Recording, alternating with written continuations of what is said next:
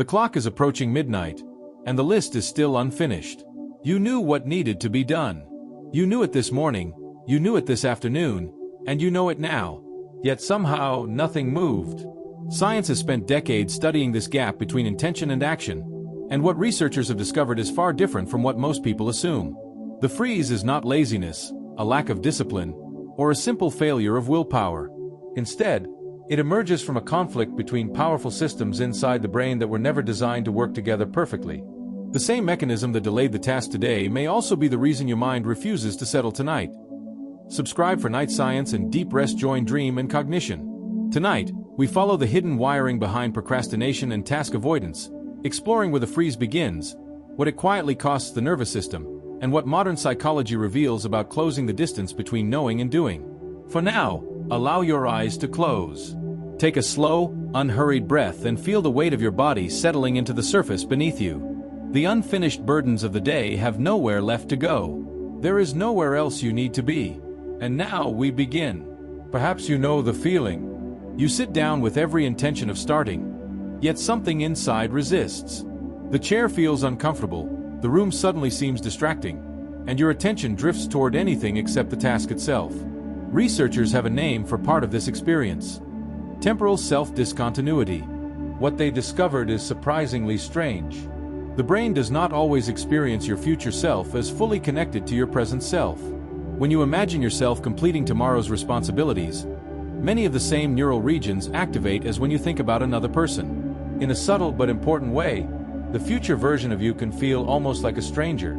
The work belongs to someone who has not arrived yet, and because of that, the present self hesitates. This is why people often find themselves doing everything except the one thing that matters: organizing files, checking messages, cleaning the desk, making another cup of tea.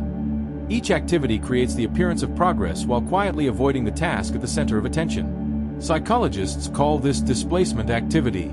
Beneath the surface, the planning centers of the brain compete with emotional systems that evolve to detect discomfort and threat.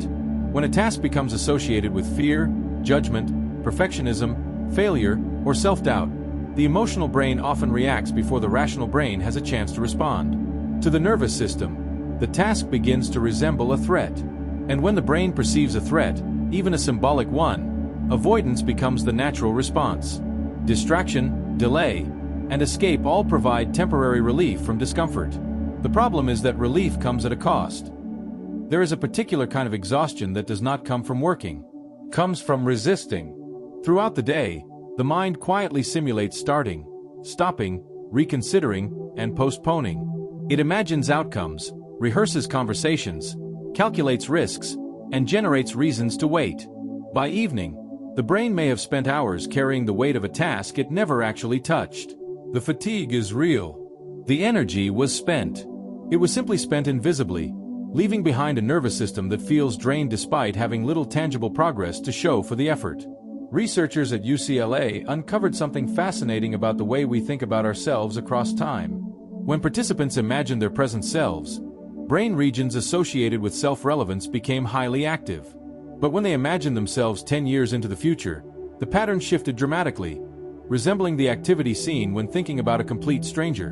In other words, the responsibilities we assign to future me are often being assigned to someone the brain does not fully recognize as its own. This is not a philosophical observation. It is a neurological reality, and it helps explain why tomorrow always appears more available, more capable, and somehow less crowded than today. Perfectionism adds another layer to this process. Although perfectionism and procrastination appear to be opposites, they are often different expressions of the same underlying strategy. Perfectionism quietly raises the standard so high that any beginning feels inadequate before it even starts. Delay then becomes disguised as quality control.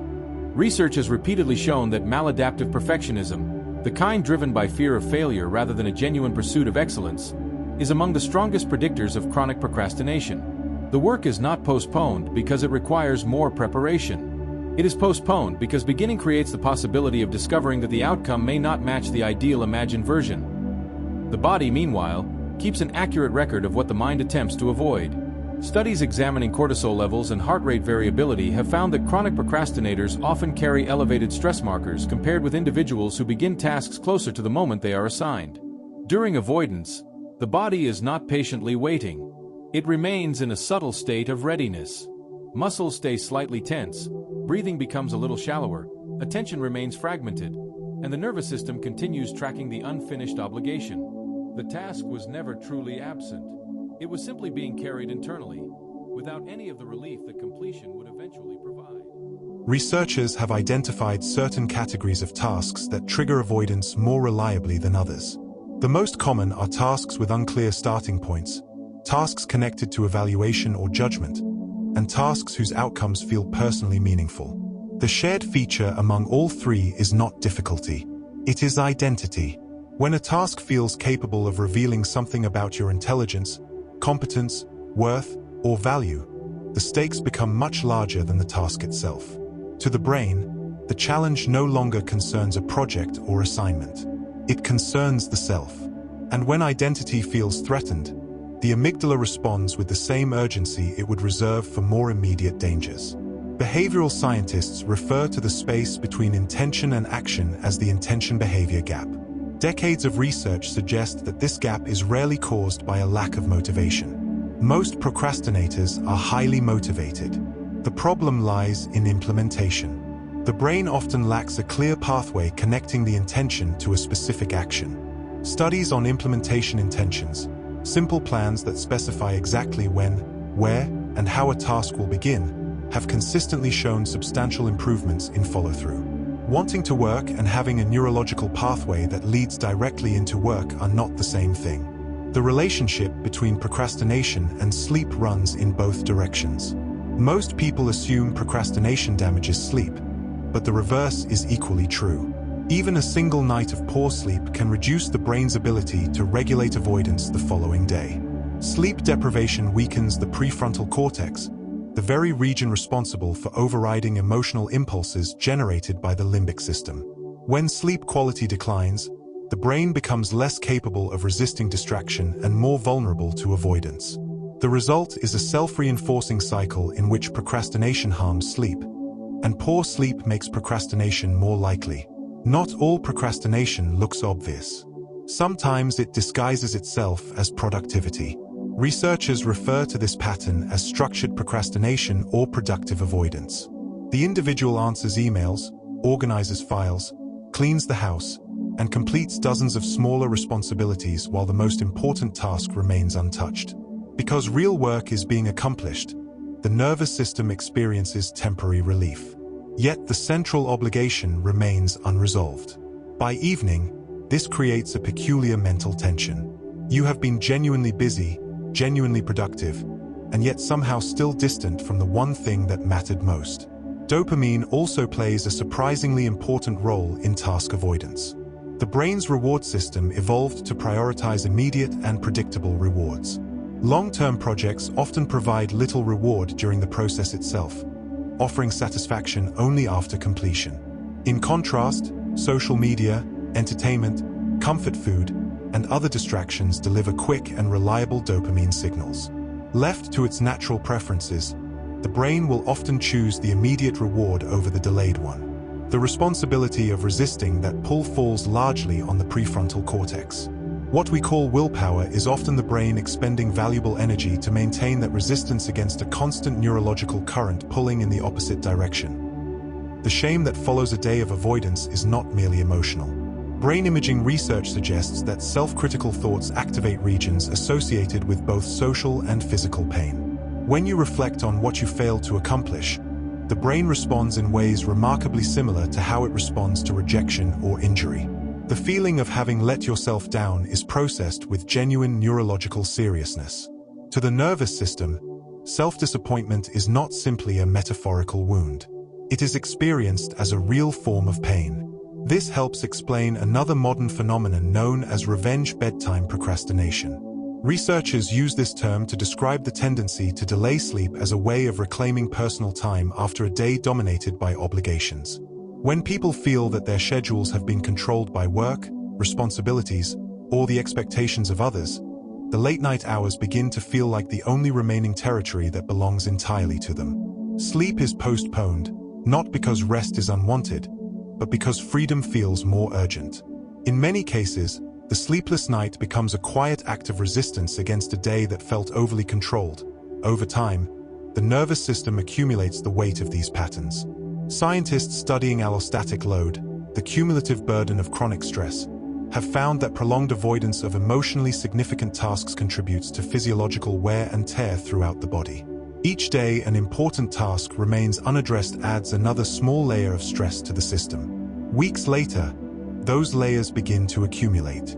Baseline cortisol rises, natural stress rhythms become disrupted, recovery becomes less efficient, and the body's resources are increasingly devoted to managing unfinished demands.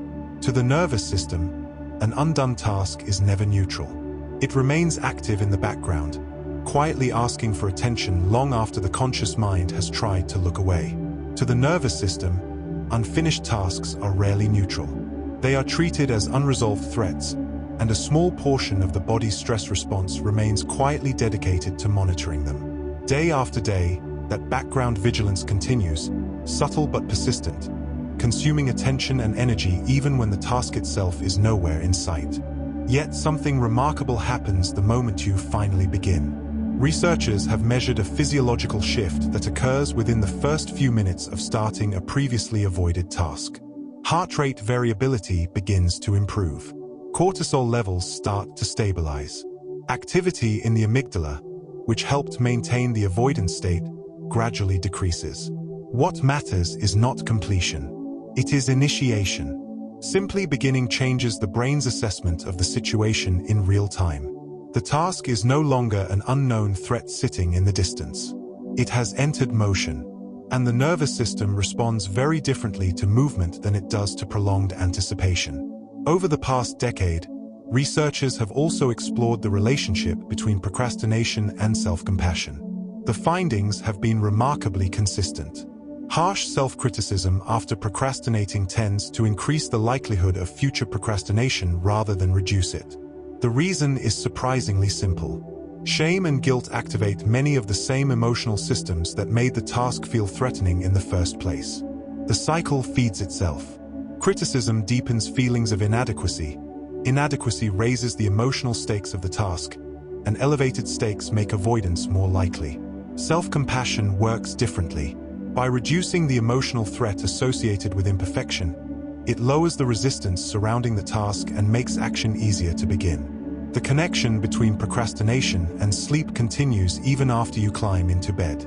Sleep researchers describe a phenomenon known as conditioned arousal. Over time, the brain learns to associate certain environments with specific states. When the bed becomes a place for scrolling, worrying, replaying mistakes, or mentally reviewing everything left unfinished, it slowly loses its connection with sleep. Instead of signaling rest, it begins signaling alertness. The body enters the bed expecting recovery, but the brain responds with activation. For individuals who spend their evenings avoiding tasks or dwelling on unfinished responsibilities, the bed can gradually transform from a sleep cue into a trigger for wakefulness. Taken together, these findings reveal something deeper than the simple idea that procrastination harms sleep. They suggest that the freeze experienced during the day and the restlessness experienced at night are often different expressions of the same underlying process. The avoidance that begins in the morning continues operating beneath the surface long after sunset. Both arise from a nervous system attempting to manage perceived threat. But this raises a deeper question. If the freeze is protective, what exactly is it protecting? And what does that protection ultimately cost? Even now, as you listen, your nervous system is engaged in a process that requires no conscious effort. It is searching for signs of safety. Not resolution. Not completion. Safety. The signal that the threat has passed, or at least no longer requires an immediate response. The body looks for these signals in the darkness, in the slowing of the breath, in the absence of demands, and in the quiet rhythm of rest. What remains to be understood is what happens when the threat signal has been active for so long that the nervous system begins to mistake it for normal life. That is where the story moves next. At the center of procrastination lies a response that researchers often describe as a form of freezing. Unlike the familiar fight-or-flight response, which prepares the body for action, the freeze response conserves energy through immobility and withdrawal. Researchers studying trauma and stress have noted that freeze shares important similarities with learned helplessness.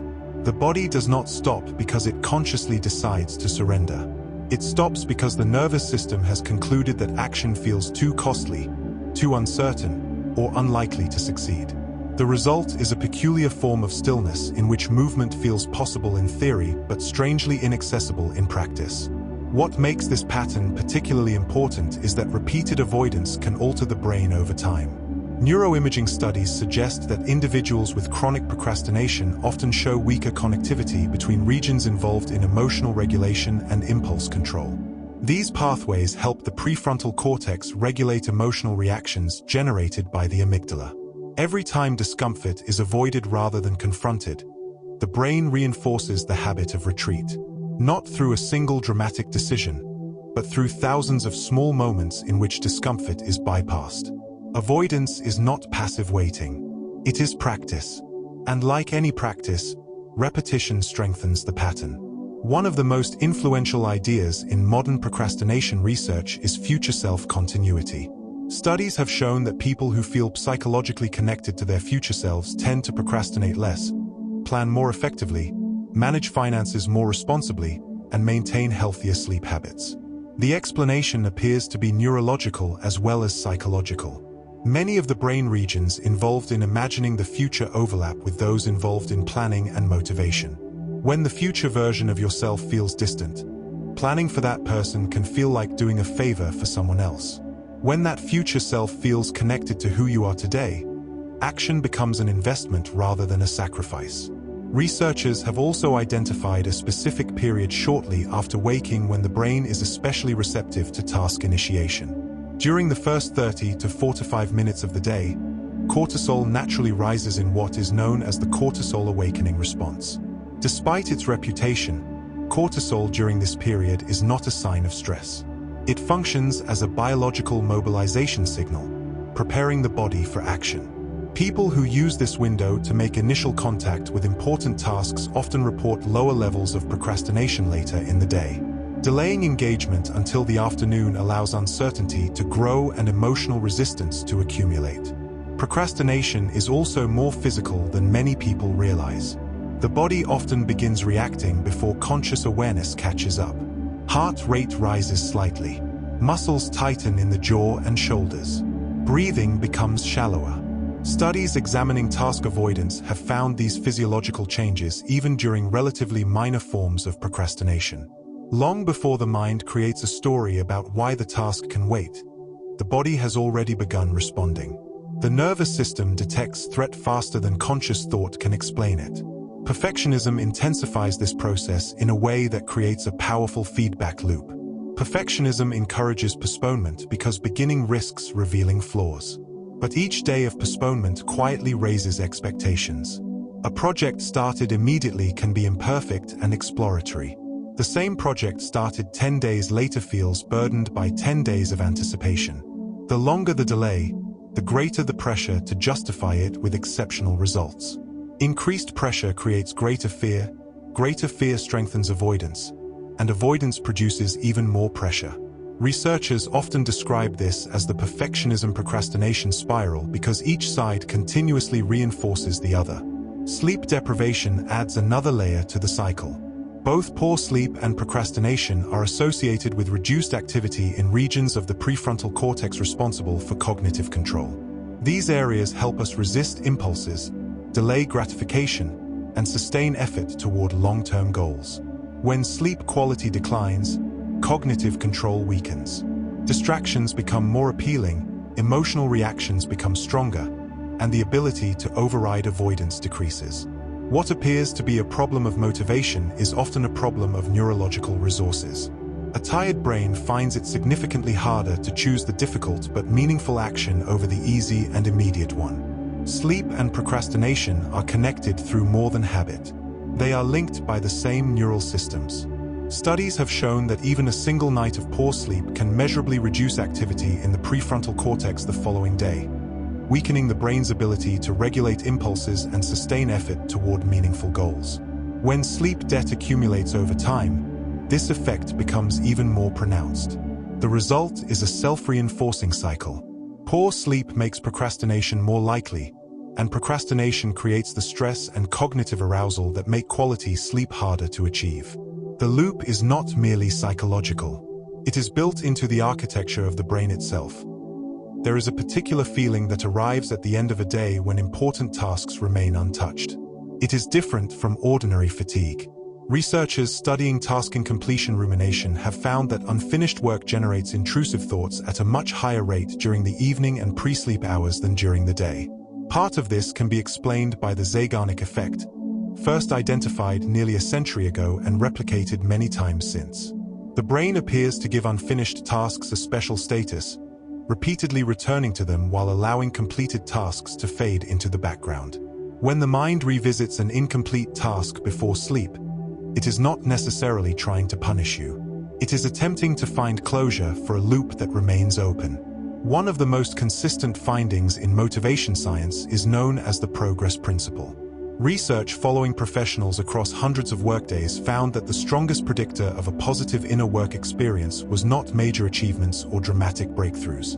It was progress, even small progress. A single paragraph written, one difficult email sent, or one meaningful step completed changed the emotional tone of an entire day. The nervous system tracks movement. Momentum matters. A small amount of genuine progress often creates a more positive psychological state than an entire day spent thinking about progress without acting on it. The language people use when describing procrastination is often more accurate than they realize. Many say things like, "I couldn't make myself do it," or "my body just wouldn't move." These statements are not simply figures of speech. Neuroscience suggests they describe a real physiological experience. Strong emotional activation can interfere with the brain systems responsible for initiating voluntary action. When the amygdala identifies a task as threatening, competing signals can disrupt the motor systems involved in getting started. In this sense, being frozen by fear is not merely a poetic phrase. It reflects an observable neurological process. Research on procrastination has also revealed something surprising about the way people perceive time. Contrary to popular belief, procrastinators do not necessarily experience time as moving too quickly. During avoidance, many experience time as moving painfully slowly. Tasks that might realistically require 40 minutes are imagined as consuming several exhausting hours. Researchers refer to part of this distortion as the hot-cold empathy gap. When someone is in an emotionally charged state of avoidance, they struggle to accurately predict how they will feel once they have actually started the task. The imagined experience becomes far more unpleasant than the real one. In many cases, the task is significantly harder in anticipation than in execution. This insight helps explain why modern researchers increasingly describe procrastination as a problem of emotion regulation rather than time management. Most people already know what they need to do. Calendars, schedules, reminders, and deadlines often provide only temporary relief because they do not address the emotional experience attached to the task itself. Fear of failure, discomfort, shame, perfectionism, and self-doubt all shape the willingness to begin. Interventions that reduce emotional resistance tend to produce more lasting improvements than those focused solely on managing time. The obstacle was rarely ignorance. More often, it was the emotional cost associated with action. The human brain evaluates the future through two competing systems. One responds to immediate feelings and rewards. The other considers long-term consequences and future outcomes. Behavioral economists describe the tension between these systems as hyperbolic discounting. The immediate relief gained by postponing a task is often valued more highly than the larger future reward that comes from completing it. Even when the rational mind clearly understands that avoidance is costly, the emotional system prioritizes present comfort. Procrastination is not evidence that the future is unimportant. It reflects the brain's tendency to overweight immediate experiences and undervalue distant benefits. Nighttime amplifies this dynamic. As fatigue increases, the executive systems that help suppress irrelevant thoughts become less effective. By late evening, mental filters weaken and previously suppressed concerns return with greater intensity. Unfinished tasks, unresolved worries, and lingering responsibilities begin to surface more insistently. Sleep researchers studying pre-sleep cognitive arousal have identified task-related intrusive thoughts as one of the most common contributors to delayed sleep onset. The night does not create these thoughts. It simply removes many of the mental barriers that kept them in the background throughout the day. By this point, the connection between daytime avoidance and nighttime wakefulness begins to reveal itself. The same threat detection system that responded to feelings of uncertainty, judgment, or inadequacy earlier in the day continues operating long after the workday ends. What appears to be two separate problems, procrastination and insomnia, often reflects one continuous process unfolding across different hours. The freeze that prevented action in the morning and the restlessness that prevents sleep at night share a common source. Both are attempts by the nervous system to manage unresolved threat. As you listen now, your brain may still be carrying some of the weight of today's unfinished loops. That is not a sign that anything is wrong. It is evidence that the system is functioning exactly as it was designed to function. The nervous system seeks completion, certainty, and safety. When those things remain unavailable, it continues searching. For tonight, there is no need to force a solution. Simply noticing the process is enough.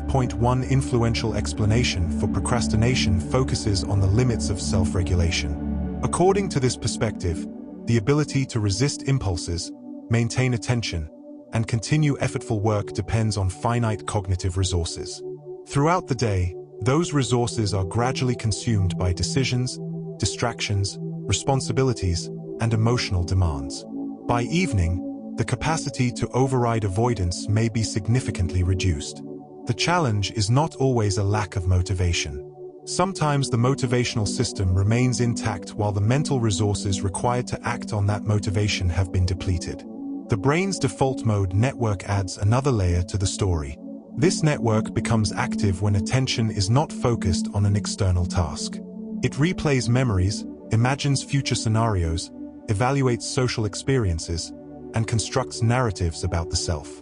Research suggests that individuals with chronic procrastination often show stronger connections between this network and emotional centers involved in threat detection. As a result, periods of rest can become filled with emotionally charged simulations of unfinished responsibilities.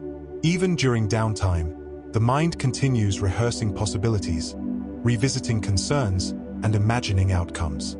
The body may be resting, but the nervous system remains quietly engaged with the task it never fully released. For many people, rest never becomes true rest. The task may be postponed, the document closed, the laptop shut, but the emotional weight remains active beneath the surface. Avoidance follows the person into the spaces between activities, quietly occupying mental bandwidth long after attention has moved elsewhere. The body may appear still, yet the nervous system continues carrying an unresolved burden. This ongoing burden has measurable consequences.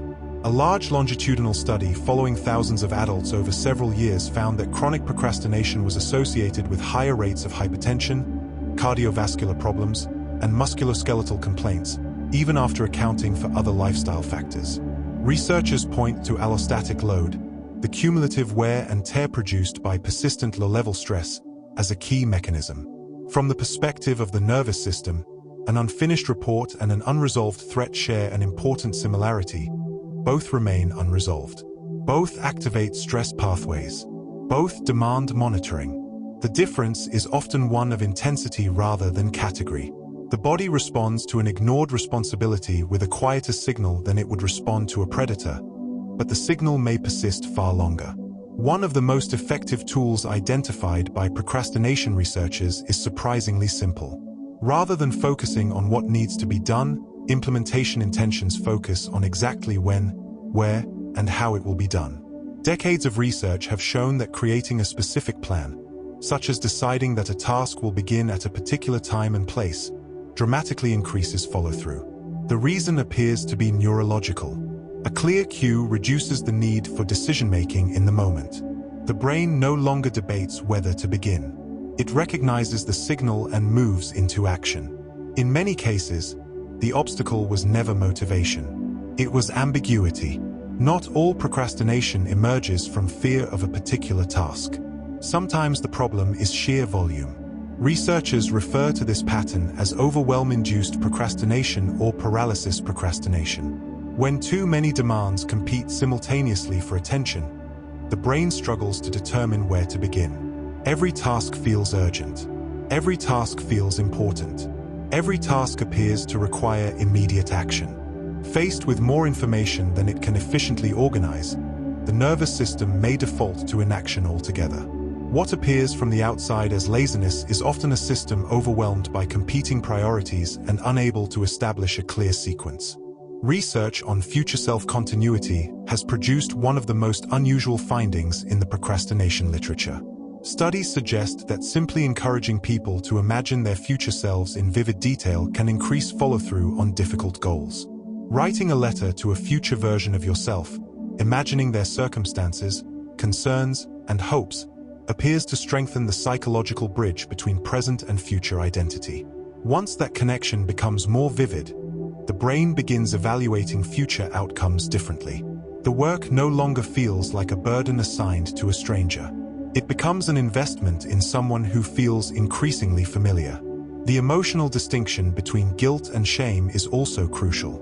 Although the two feelings are often grouped together, they influence behavior in very different ways. Guilt focuses on an action. It says, "I made a mistake." Shame focuses on identity. It says, "I am the mistake." Research consistently finds that guilt is more likely to motivate corrective action, while shame encourages withdrawal and avoidance. When procrastination is accompanied by harsh self-judgment, the task becomes connected not only to effort but also to personal worth. The internal voice that labels someone lazy, incapable, or flawed rarely creates motivation. More often, it increases the emotional cost of beginning. The body's experience of procrastination also changes throughout the day. Morning avoidance often carries a restless quality. Energy is present, but it is scattered. Attention jumps between activities, and distraction becomes active rather than passive. By afternoon, the experience often shifts into something heavier. Mental clarity decreases. Motivation feels duller. The day begins slipping away. By evening, avoidance frequently transforms again, this time into anxiety. The remaining hours are visible, the unfinished tasks remain unfinished, and the nervous system becomes increasingly aware of the narrowing window. Research tracking daily procrastination patterns suggests that avoidance often peaks during periods when executive functioning naturally dips, particularly in the late afternoon and late evening. Certain neurological traits can make these patterns even more pronounced. Attention-related conditions, including ADHD, show a strong relationship with procrastination, although the connection is more complex than it first appears. Research suggests that many individuals with ADHD are influenced less by importance and more by immediacy, novelty, and interest. A task may be critically important, yet if it lacks urgency or stimulation, it can struggle to capture attention. The issue is not necessarily avoidance. Rather, the brain's attentional filtering system prioritizes different signals than those emphasized by conventional productivity advice. As the evidence accumulates, a deeper pattern begins to emerge.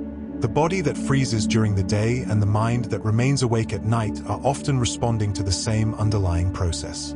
What appears to be a productivity problem and a sleep problem may actually be two expressions of a single nervous system response. The unfinished task is rarely the entire threat.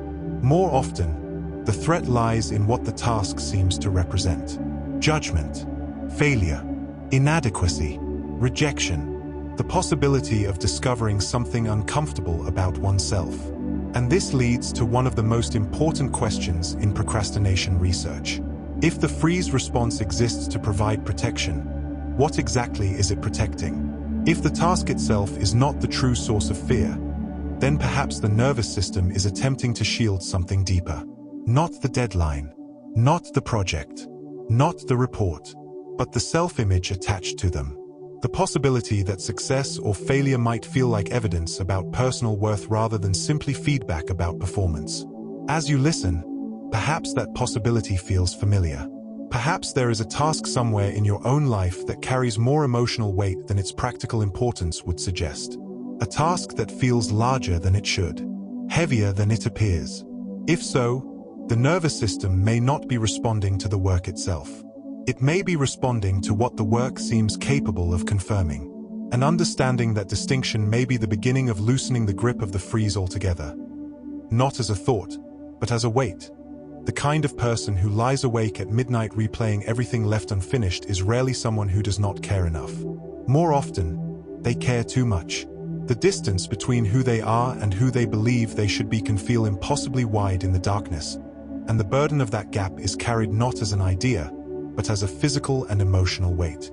If you notice tension in your jaw, let it soften. The science that follows explores what happens when the nervous system discovers that the threat it has been preparing for is smaller than it imagined. Research in cognitive neuroscience has shown that the disconnect between present self and future self is not fixed. Practices such as visualization, mental simulation of future experiences, and writing letters to one's future self can strengthen the sense of continuity between who a person is today and who they will become. The future self that once felt distant and unfamiliar can gradually become someone recognizable. The emotional force most strongly associated with procrastination is not laziness or apathy, but anxiety, particularly anxiety about being evaluated. Large meta-analyses have consistently found that fear of judgment and failure predicts procrastination more reliably than almost any other emotional factor. The brain responds to evaluation anxiety much as it responds to physical danger. It activates the freeze response, withdraws from exposure, and waits for the threat to pass. Understanding this does not immediately erase the pattern, but it changes the perspective. The person is not failing to begin because they lack discipline. They are responding to it. Sleep plays a critical role in processing these emotional experiences. During REM sleep, the brain revisits emotionally significant events within a neurochemical environment that reduces stress-related activity, allowing difficult experiences to be reprocessed with less emotional intensity. Researchers have described this process as a form of overnight therapy. Memories and concerns that feel overwhelming in the evening often return the next morning with greater clarity and less emotional charge. Ironically, the unresolved worries that keep someone awake are often the very experiences sleep is designed to help resolve. Sleep researchers have found that the period between lying down and falling asleep, known as sleep latency, provides a reliable indication of the nervous system's regulatory state. Individuals who experience high levels of procrastination and evening rumination often take significantly longer to fall asleep because the brain continues reviewing unfinished tasks and unresolved concerns. The mind keeps revisiting open loops because it has not yet received a signal that they can be set aside. Research on self-compassion has revealed another important insight. The most effective form of self-compassion is not permissiveness or excuse-making, but accurate observation without self-punishment. People who respond to procrastination with curiosity rather than criticism tend to recover more quickly and are less likely to repeat the pattern. Instead of asking, "What is wrong with me?" they ask, "What was I protecting myself from?" That subtle shift directs attention toward the actual mechanism driving avoidance rather than adding more emotional pain to an already difficult situation. Studies on perfectionism reinforce this finding. Individuals with extremely high standards often accomplish less over time than those with more balanced expectations, not because they lack ability or motivation, but because they struggle to begin. The pursuit of perfect outcomes increases the emotional cost of starting. Over time, the desire to guarantee excellence becomes the very thing that prevents progress. Neuroscience has also uncovered something surprisingly encouraging about task initiation. The most difficult part of any task is usually not the middle or the end, but the beginning. Research measuring brain activity during task initiation has found that much of the emotional resistance generated by the conflict between the prefrontal cortex and the amygdala begins to decrease within the first few minutes of genuine engagement. Once the task is underway, the brain updates its threat assessment using real experience rather than anticipation. The work rarely feels as dangerous as it did in imagination. This is why beginning matters so much. Progress does not require the courage to finish everything at once. It only requires crossing the threshold of starting. Even a few minutes of movement can fundamentally change how the nervous system perceives the challenge. The relationship between sleep and procrastination follows the same principle. Research has shown that even moderate sleep disruption can significantly reduce cognitive control the following day, weakening the brain systems responsible for resisting distraction, regulating emotions, and initiating effortful action. Poor sleep makes procrastination more likely, while procrastination generates the stress and rumination that interfere with sleep. The cycle feeds itself. Yet the science points toward a hopeful conclusion. The nervous system is not demanding perfection. It is not asking for flawless performance, complete certainty, or proof of worth. More often, it is simply waiting for movement. Not completion, not mastery, just movement. And sometimes a single small step is enough to begin changing the story the brain has been telling itself all day. One poor night does not stay isolated. It quietly sets off a cascade. A day with reduced sleep increases cognitive fatigue, lowers emotional regulation, and makes task initiation more difficult. That difficulty then increases avoidance. Avoidance creates unfinished tasks, and unfinished tasks generate cognitive load and evening rumination. That rumination then disrupts the next night's sleep. The cycle is not symbolic. It is mechanistic, repeating through measurable changes in the brain and body. When a task is finally completed, the nervous system registers it as resolution. Neurobiologically, the prefrontal cortex signals closure to memory and monitoring systems such as the hippocampus and anterior cingulate cortex. Dopamine activity rises in response to completion, heart rate variability improves, and cortisol levels begin to stabilize. The body distinguishes clearly between a day that ends in resolution and a day that ends in open loops. Completion is not only a psychological relief. It is a physiological reset, a signal that allows the system to downshift from vigilance into rest. Rumination and procrastination share overlapping neural mechanisms. Both rely heavily on the default mode network, the brain system associated with self-referential thought. Both activate monitoring circuits that detect the gap between the current state and the desired state. And both persist because the discomfort created by that gap is never fully resolved. Instead of closing the loop through action, the mind cycles through it repeatedly. The task is rehearsed, evaluated, and re-encoded, but never completed, leaving the system in continuous internal motion. Identity plays a deeper role than most people realize. When a task feels inconsistent with one's self-image, it becomes more than a task. It becomes evidence. Evidence of capability or inadequacy. For individuals whose identity is strongly tied to competence, even small uncertainty can trigger avoidance. Beginning a task under these conditions is not just about effort. It feels like exposing identity to judgment. That added layer of self-relevance increases the emotional cost of action and strengthens the tendency to delay. Timing also matters in ways that are often overlooked. Cognitive performance is not constant throughout the day. It moves in predictable cycles influenced by circadian and ultradian rhythms. During high-efficiency phases, the brain requires less effort to initiate and sustain focus. During low phases, the same task demands significantly more regulation.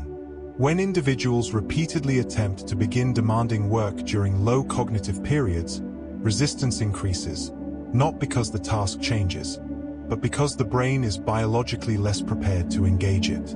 Alignment with natural high phases reduces friction in a way that effort alone cannot. Modern interventions for procrastination increasingly combine structure with emotional regulation. Research shows that pairing implementation intentions, specific plans of when, where, and how to act, with self-compassion produces stronger and more sustained reductions in procrastination than planning alone. The reason is not motivational but neurological. Structure reduces uncertainty, while self-compassion reduces the perceived emotional threat associated with starting. When the task no longer feels like an exposure to self-judgment, the brain is more able to follow through on intended action. Unfinished tasks also leave a residue in the nervous system.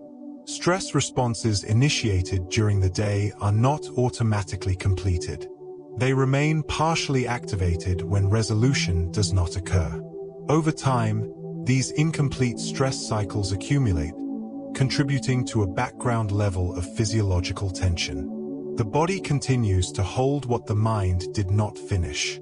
This is why procrastination often feels physical as much as mental. Motivation itself is not a single system. It involves both wanting and liking.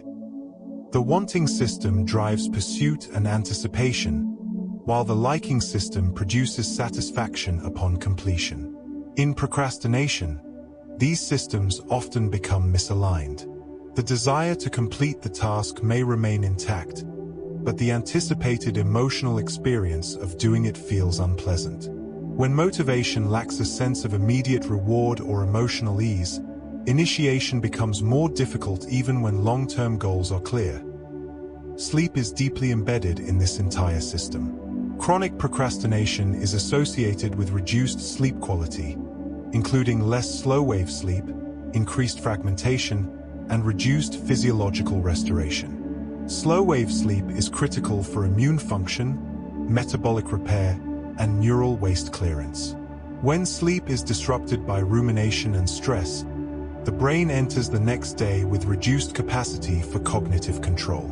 That reduction then increases the likelihood of further procrastination, reinforcing the cycle. Self-forgiveness introduces a critical interruption point.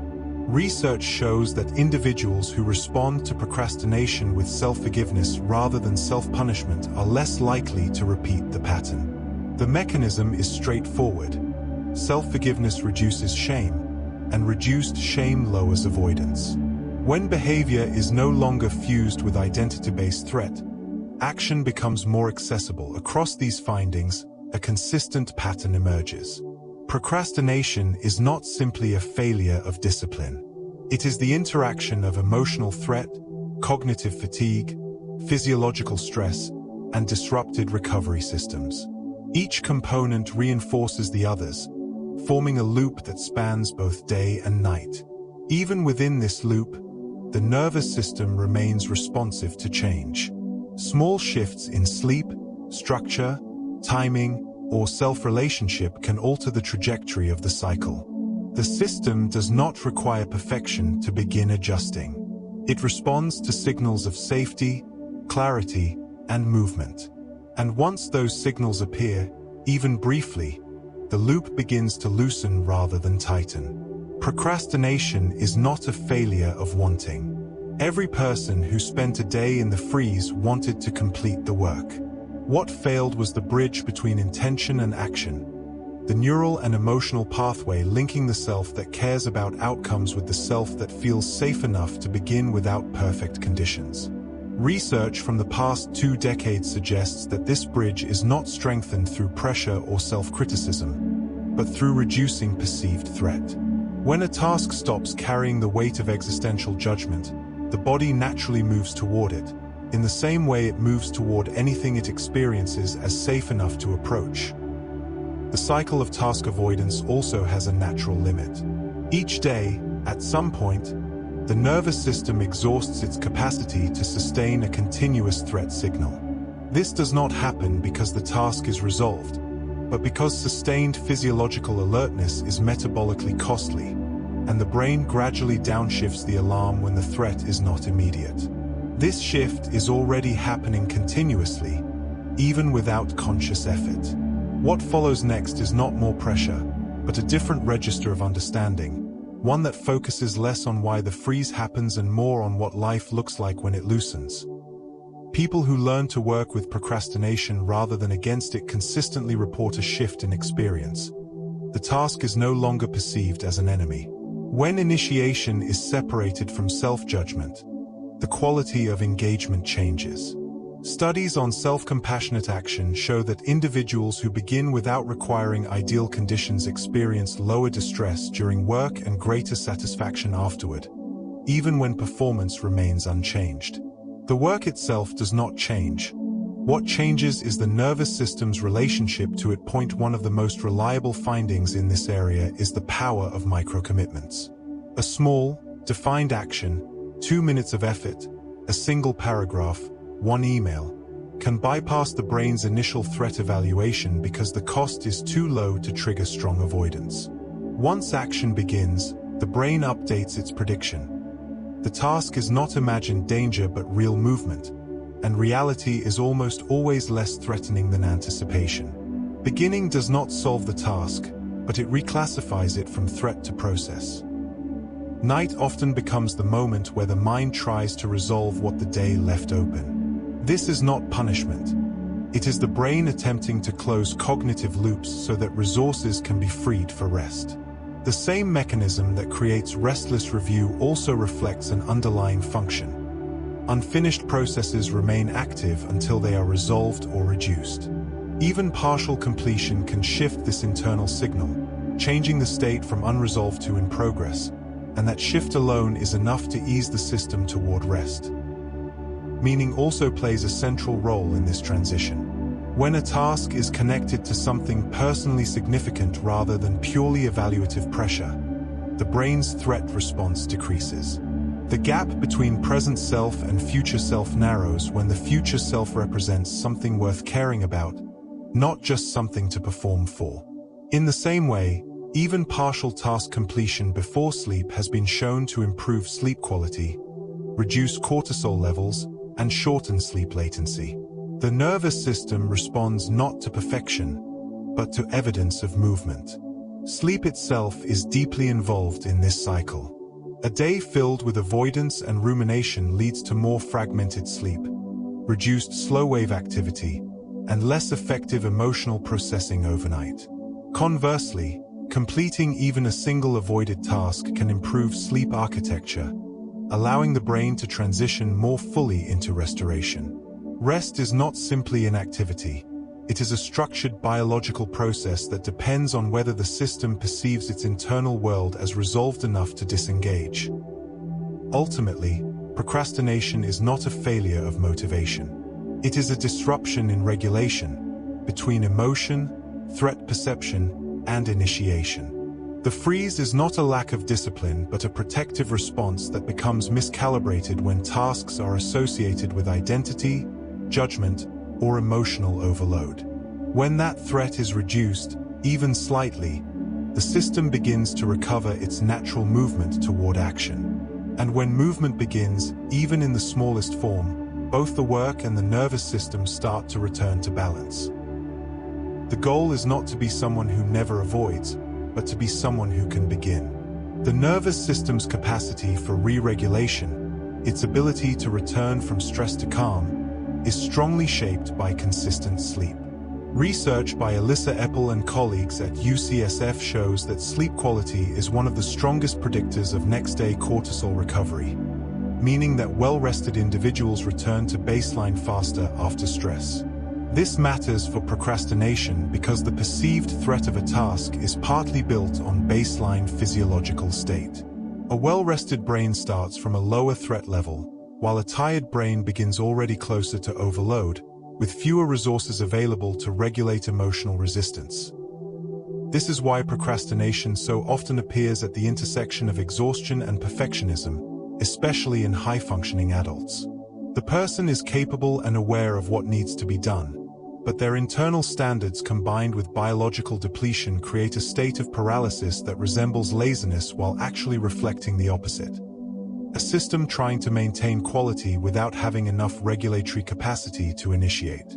In this sense, the freeze is not the failure itself, but the gap between caring deeply and having sufficient internal resources to act on that care. A small but powerful intervention is externalizing unfinished tasks. Research by Masacampo and Baumeister shows that simply writing down an interrupted task reduces its cognitive intrusion afterward. The brain does not require completion to release mental load. It requires assurance that the task will not be lost. Writing creates a kind of temporary external storage that allows the hippocampus to relax its active monitoring of the open loop. The task is not solved, but it is safely held elsewhere. Alongside this, the quality of self-talk before sleep plays a measurable role in both sleep onset and next-day behavior. Studies on mental contrasting by Gabrielle Oettingen show that combining realistic acknowledgement of obstacles with clear visualization of desired outcomes produces stronger behavioral follow-through than either optimism or criticism alone. The most effective internal framing is not self-praise or self-judgment, but accuracy, recognizing what is needed, what interfered, and what the next smallest step actually is. What emerges across this research is a consistent pattern. The nervous system that carries unfinished work into the night is not dysfunctional, but protective. It treats unresolved tasks as unresolved threats, maintaining a background level of alertness until closure or reassurance is provided. This is why people who are most invested in outcomes are often the most prone to freezing. The depth of avoidance is often proportional to the depth of caring, not the absence of it. Behavioral science also shows that action rarely follows motivation in the way people assume. The feeling of readiness tends to emerge after beginning, not before it. Emotional activation shifts through engagement, not anticipation. Waiting for the right feeling is often waiting for a signal that only appears on the other side of initiation. In practical terms, movement precedes motivation more reliably than motivation precedes movement.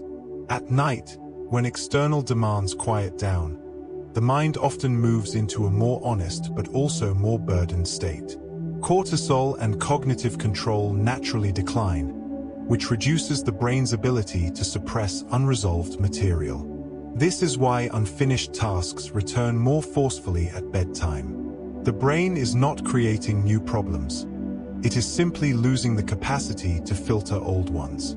Sleep then becomes difficult not because rest is unavailable, but because the system is still actively holding what was never completed. Across multiple lines of research, the same conclusion appears repeatedly. The boundary between wakefulness and rest, and between avoidance and action, is regulated less by willpower and more by perceived safety. When beginning a task no longer feels like a judgment of worth, and when unfinished loops are reduced even slightly, the nervous system shifts naturally toward engagement during the day and toward rest at night. The freeze and the sleeplessness are not separate failures.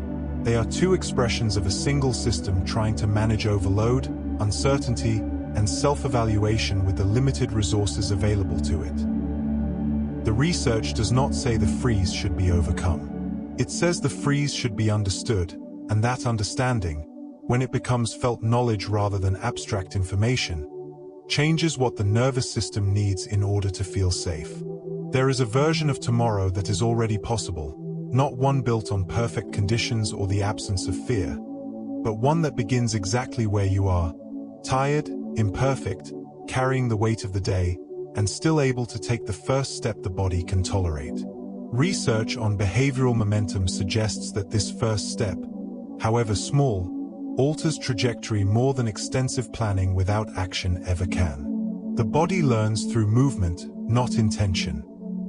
The sleep that follows a day of avoidance is not failure, it is continuation of the cycle. During sleep, the glymphatic system clears metabolic load, the hippocampus processes emotional residue, and the amygdala recalibrates its threat sensitivity. The prefrontal cortex, restored even partially by rest, returns with renewed capacity for initiation. Night is not where the day is judged, it is where the day is metabolized. That distinction matters, because the self that lies awake reviewing unfinished tasks is the same self that will wake with another opportunity to begin again. Not because fear has disappeared or discipline has returned, but because restoration temporarily reduces the load that made beginning feel unsafe. Procrastination, at its core, is not laziness. It is a disconnection between the self that cares about the future and the self that must act in the present, held open by fear, fear of inadequacy, fear of judgment, fear of what completion might reveal. The resolution is not force or willpower, but the gradual learning that beginning is safe, and that action does not determine worth. The freeze is not evidence of failure, it is evidence of protection. Rest is not a reward for productivity. It is the condition that makes productivity possible. After a long chain of understanding, what remains is simple. The task is still there, unchanged, but the self that faces it is not the same self that froze. The nervous system does not shut down over things it does not care about. It shuts down over what feels meaningful enough to threaten identity. The person who could not begin today is the same person who stayed awake caring about it. That caring was never the problem. The gap between caring and acting is a mechanism, and mechanisms can be worked with over time, gently, without punishment. You are not broken. You were protecting something. And now, with less demand placed on the system, there is space for rest. The kind that does not require resolution, only release.